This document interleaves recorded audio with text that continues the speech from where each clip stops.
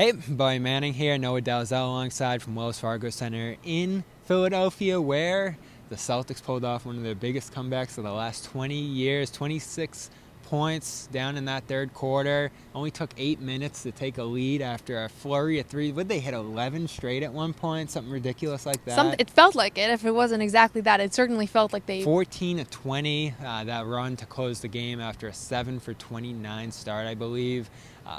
Crazy turnaround, shooting the ball. And defensively, you saw that invigorate them on that end. And Jayson Tatum revealed after the game that Joe Mazzulla asked them, do you want me to sit you guys down after a big halftime deficit for him? Kind of sparked him. We just had to be honest with ourselves at halftime. We had 20 points in transition. Our competitive spirit wasn't where it needed to be. Joe was like, yo, if you're tired, then just tell me. I'll sit you guys down, let you stay ready to go play. And we just had a choice to make. And it was a long third quarter. Like, it didn't go our way right away, and we just had to keep fighting. But it brought the best out of us. It brought, that's how we're supposed to play. It took a little bit from everybody. Our competitive joy was there on both ends, and it was just fun to be a part of. When did Joe say that? Like, hey, if you're tired, let me know and we'll call it, basically. He just kind of challenged us at halftime. Like, the way we was playing in the first half was not, representative of who we are as a team, as an organization, and we took it as men and responded. So I love it. Joe didn't reveal that after the game.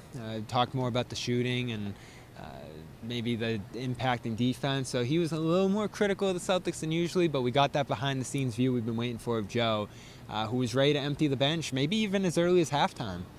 Yeah, and I think he was only a couple plays away from having to, because they were down 26 with 3 minutes to go in the quarter. So that late third quarter run is what salvaged the situation. Derek White said there was a play where he missed the layup, and then they went down and Philadelphia hit a three, and he said, I thought in that moment that that's what was going to happen. And so I think we don't get a lot of glimpses of what Joe says behind the scenes. He certainly doesn't say it to us. Most of the players are pretty tight-lipped. Occasionally we'll hear something from Kristaps Porzingis, but I think today was a reminder that there's things that are said, there's things that are kind of evoked behind closed doors in the locker room. They don't always make it to us, but that there's certainly a level of accountability and just a little bit more force than I think we can even picture, because we never see Joe raise his voice. We maybe hear it a little on the bench, but we don't really see that side of him. And so, Tatum said, we're going to look at ourselves as men. It's a different side of this team that we're used to hearing. And whatever he said, it seemed to work. Obviously, they didn't immediately turn things around, but I thought the intensity was better coming out of halftime. And then obviously they were able to have their biggest comeback of the season, the biggest comeback in the NBA this year. We disagreed on this too with the public stuff, because all I want is for Joe to not let them off the hook as often as he does. Publicly, yeah. And I don't think he did it today. Even though he didn't reveal what he said and did, I don't think he let him off the hook completely either. Talking about the defense, some of the details that they weren't getting right. He was pretty honest that their performance wasn't up to par, even if it wasn't as forceful as it was behind the scenes there. So, I don't want to hear about best shots and the Philly Sixers not playing like that usually. And I love Jalen's quote that you heard from him after the game. We weren't going to just make excuses to the media after this one again. We actually had to do something about it, and they did. And I give them major credit for that, even though the first half was a disaster. Yeah, it was honestly an awesome win. And I know I tweeted this out. I think this was the win of the year so far. And obviously, if you look at who's on the other side, it's not all that impressive. But it shows a level of resilience that they were able to not put their head down and say, this is not our night. And the way they did it, too, it was so resounding. It was almost like a storm came over this place. And just Philadelphia looked scared. Yeah, Philadelphia looked like they had nothing to do on either end. They didn't know what they were doing all of a sudden. Wide open shots. Tyrese Maxey, who looked like an MVP candidate in the first half, looked like pretty shut down in the second. I'm a huge Tyrese Maxey fan, but clearly they came out with a level of just a gear that we haven't seen them play. So it was awesome to see. I think it's the kind of thing you really want to build off of. So definitely looking forward to Tuesday to see how are you going to go now against the team that's been the most consistent in the league in Cleveland, coming off of this comeback win, coming off of a game winner by Jayson Tatum. You're stringing together some wins here. That's 3 in a row. But this was a really fun one. Just being in the building, you could tell that this felt like a special night, and everybody said it. Joe Mazzulla said you only get a couple of these per season, but this felt like one of those special regular season games. Yeah, and it has to carry forward. I think the self-awareness that they showed after this one, though, is a good sign that it can, along with increase in, I think, acceptable performances. And, they were honest. The first half was unacceptable here. And, you can't do that playing for this organization. Everything we heard from there tonight, I think, was a nice change of pace from what we've heard about, guys having career shooting nights and this and that. A lot of self-loathing through some of their downturns over the last month here. Tonight, it felt like they realized, we didn't do enough, and then we had to do more. And, like you said, 5-point game, or, got down to 1 again with a couple minutes left there.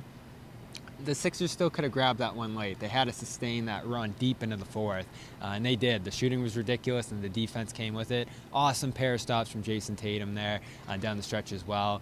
Will this carry forward, though? That's the question. I think so, and I just want to shout out Derek White and Drew Holiday, who had some big ones of late. Because I was telling you, I think that this is one of those comebacks that maybe you fall a little short because you left it all out there, and I think the other guys carried the slack too. I think it's going to carry over because it wasn't one or two guys. It wasn't just Tatum and Brown went off. It was pretty much everybody that played tonight had a major role as far as coming back from this deficit. Luke Cornett, Sam Hauser, a lot of things that you were like, that was last year's Celtics team, and it was only for a stretch. Luke out but there it was for a stretch where they were 10 run. Yeah, they were a machine during that stretch, and Sam looked like his old self. Hit 3 big ones during that comeback. So and then he replaced Horford in the rotation, so adjustments by Joe too. Yeah, and I think I like seeing I like any time a guy's benched because it just shows you're willing to go with the hot hand, you're willing to go with whatever's working, and there's no egos, there's no fear of the player retaliating or being upset with you. So obviously Al Horford, ultimate pro, didn't play in the second half at all, right? Yep. And I think that's a good. I don't think that's going to be the case for most games, but I think for tonight it was the right decision, and the fact that that's something that Joe Mazzulla can do without it being a big situation is a good thing. Really good win, and hard to let down when you look at the teams coming up. Cavs on Tuesday, top teams in the East. Dallas on Thursday. Is that Anthony Davis's debut? A massive trade went down last night. That could be his debut in Boston on Thursday. And then, of course, Knicks Celtics at MSG on Saturday. So massive week for this team. Feels like the momentum's generating toward them looking like themselves again. And, of course, trade deadline on Thursday, too. We'll talk about all the deals that went down, as well as what the Celtics could do. There's one move I do want to see them make before the deadline here over in our next video on Celtics All Access. So check that out. But for now, Celtics beat the Sixers, coming back from 26 in the second half. For Noah Dalzell, I'm Bobby Manning. We'll have more here from Philadelphia.